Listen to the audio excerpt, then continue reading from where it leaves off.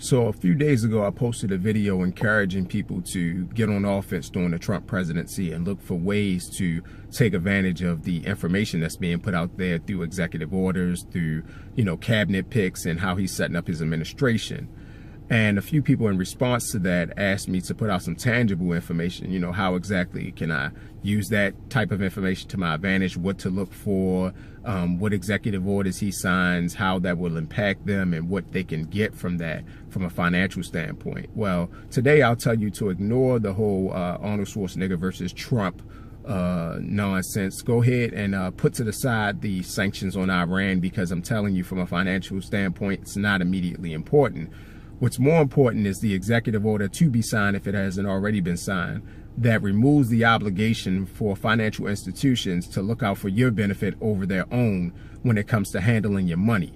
So President Obama signed an executive order which would say, okay, above your own interests as a financial institution or as a person that's giving advice on retirement and handling someone's money, you are obligated to look out for your client over yourself.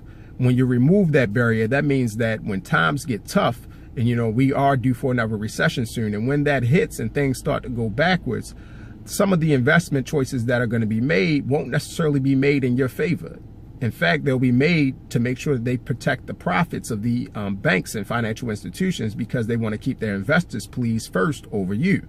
Now, that doesn't mean that all financial institutions and money managers are all of a sudden going to just start playing with your money and doing things that are not in your interest, because they have a brand to protect. Brand loyalty is important. However, it does mean that when crunch time comes, they're not obligated to look out for you before themselves. What does that mean for you? That means that if you're looking to invest your money or dealing with a money manager or in a financial institution that is going to handle your money and help you with your decision making, you should ask them, look, I want to know if you're going to be my fiduciary. I want to know if you're going to look out for me from a contractual standpoint, if you're going to look out for me over yourself if things get tough. I want to know that my funds are going to be invested for my benefit solely, and then or at least my benefit before your benefit, because ultimately you're getting a fee, you're getting paid for a service. So I would always say ask those questions before agreeing to anything.